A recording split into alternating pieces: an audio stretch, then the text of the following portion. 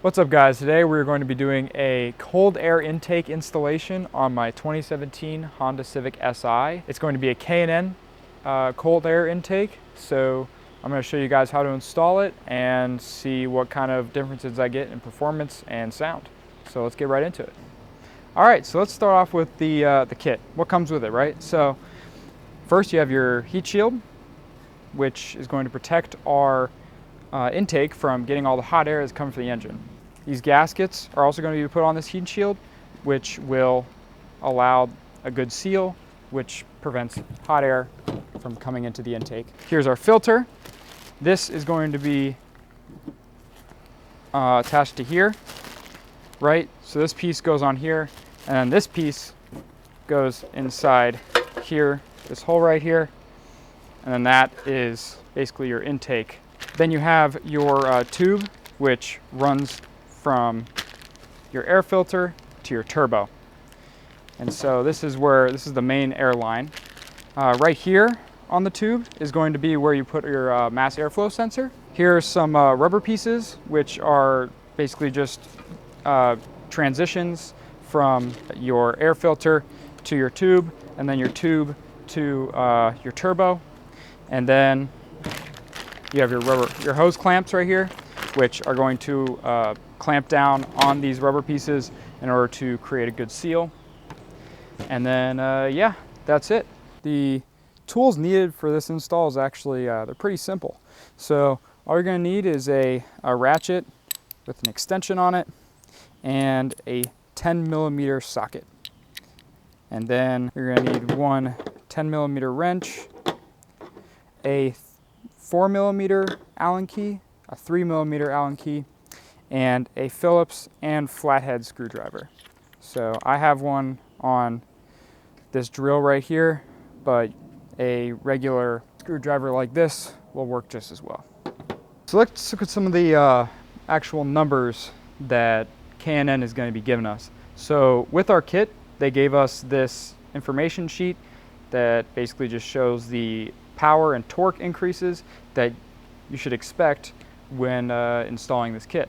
So it looks like the biggest increase is going to be in the mid-range with power. So it looks like you have an 11.5 horsepower increase at 4,371 RPM, and as well it kind of carries up until the peak, which increases the peak horsepower as well, which is nice to know. As well as with torque, it increases about 12.26 at 3,713 RPM, and it also increases your peak torque. Some good increases in your horsepower for, about 300 bucks, so not bad.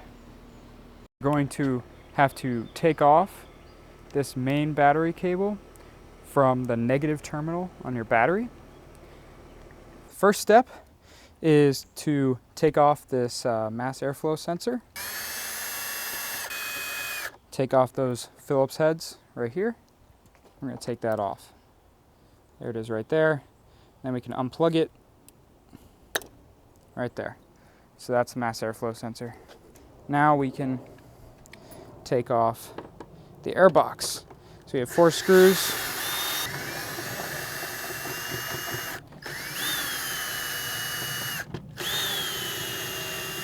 And right there. Air box should come off like that. Right, there we go. And then, once the air box is off, you're not done yet, you have this hose clamp right here that also needs to be taken off.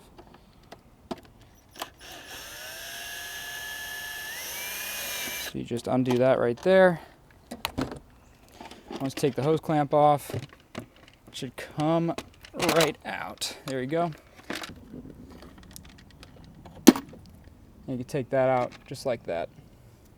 So once you do that, top of the air box is right here, comes right out.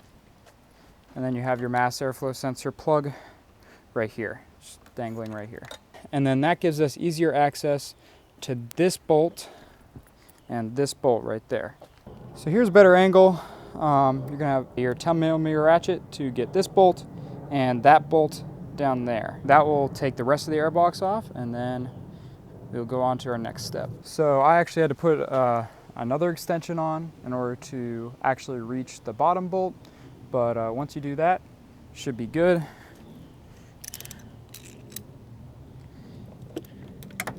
So you go down in there, get on that bolt. There we go.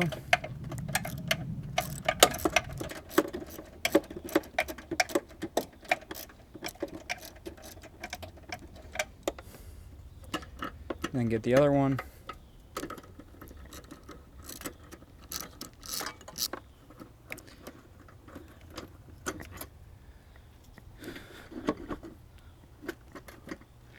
Once those are taken out,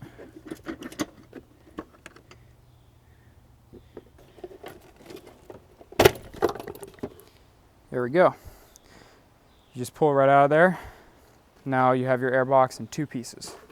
So your next step is going to be putting the gaskets on your heat shield. So you have one big gasket and then one small gasket.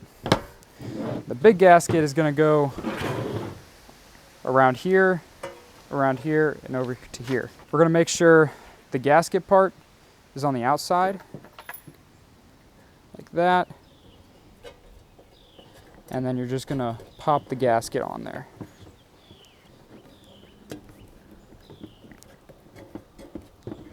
Okay, you're gonna keep following. All right. Right there.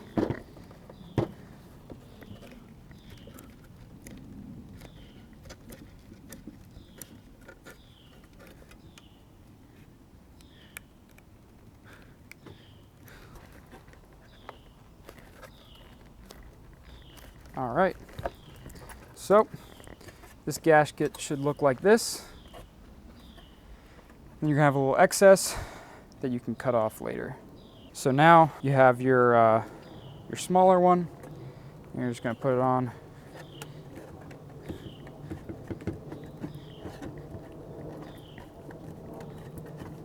Just like that.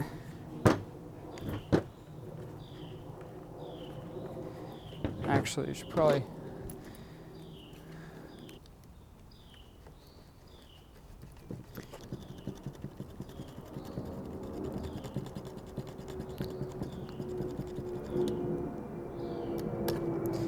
there we go.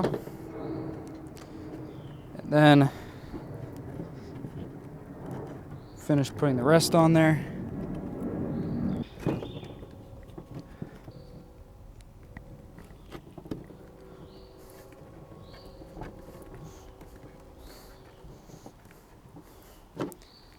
Okay, and once you're done with that, you can trim off right there.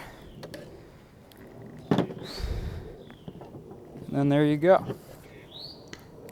So your heat shield is now nice and gasketed and ready to be put on the car. Your next step is going to be putting this little adapter right here on the inside right there, and then securing it there with the hardware in this bag. So you're going to use these 2 little hex screws right here with a lock washer and a regular washer.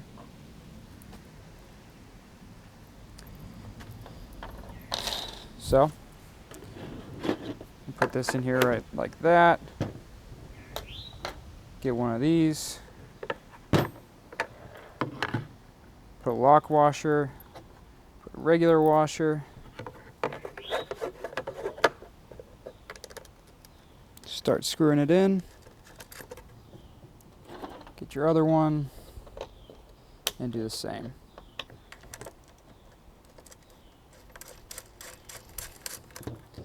And once these are put in, get your 4mm Allen wrench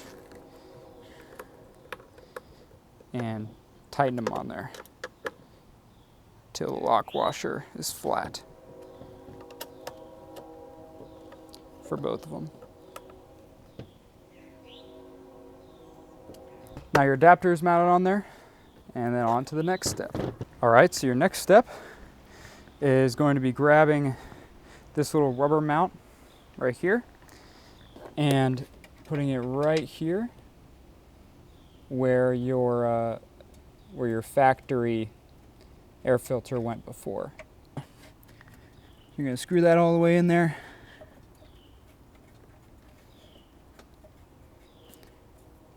Yep. Get that tight on there, and that should be good. So next step is you're going to mount this heat shield to those two previous mounts that you used for your stock airbox. So you're going to need these two bolts right here with a lock washer and a regular washer on them. And then you're going to take your heat shield, you're going to put it right down in here. There we go. You're going to put one of the bolts here.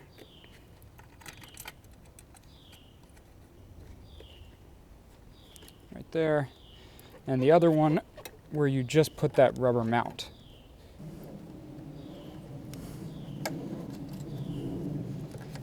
There we go.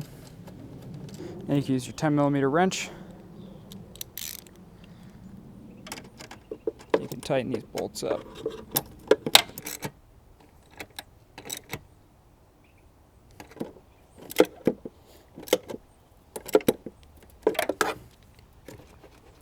All right, so that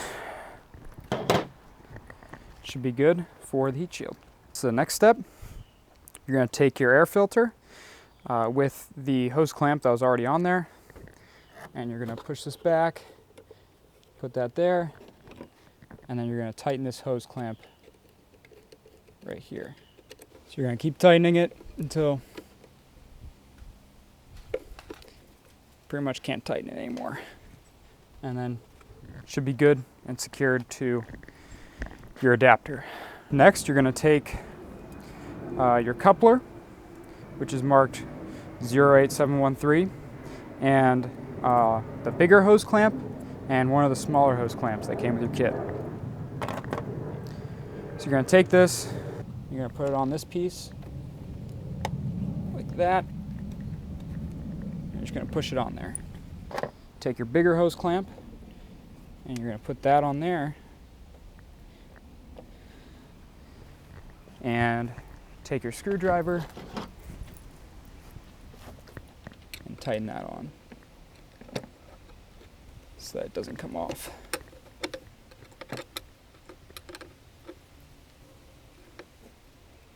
There we go. So next you're going to take off this little thing right here with this hose clamp. Let's take that off. There you go. Should come off that easily. And then you take your other coupling and you're going to put it on there. You're going to take your two smaller hose clamps. So you're going to put one on beforehand.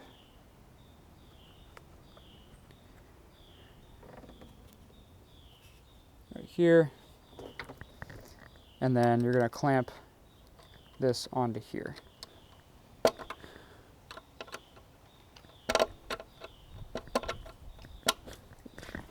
So next what you're going to do is you're going to take your tube and you're going to put your mass airflow sensor right back on here. And you're going to take your two small hex bits and you're going to secure it to the tube with those.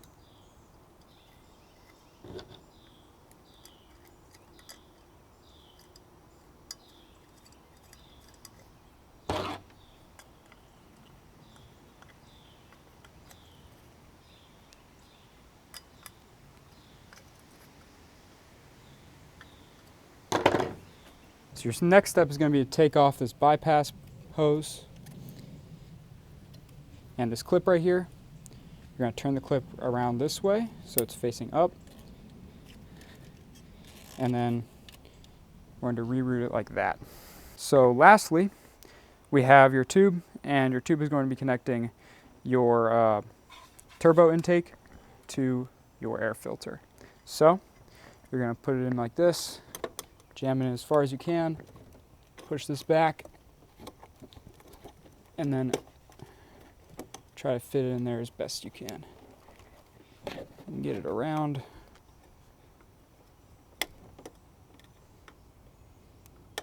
There we go. And then you do that. So now it should be securely on there. Plug your mass airflow sensor back in on the bottom, and then tighten down these hose clamps. And I would recommend tightening them down on top of where the lettering is, just so it looks a little cleaner.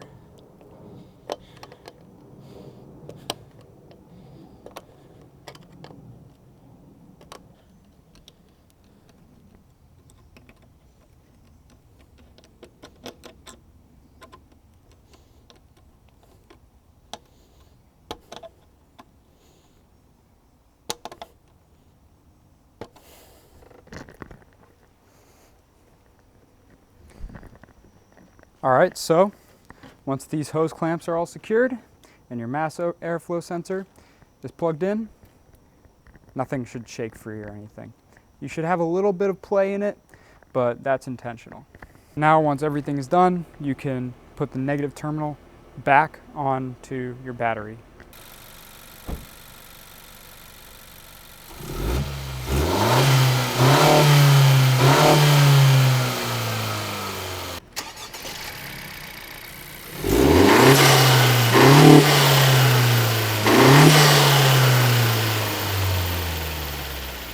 So thank you guys so much for watching. I thought this was a very, very clean, nice looking install, and I could definitely tell a difference in terms of sound from the intake. It sounded great, and honestly, I think it was probably worth the 300 bucks, but I guess you can decide that for yourself. But thank you guys for watching. Please tune in next time. I'm not sure what I got coming up.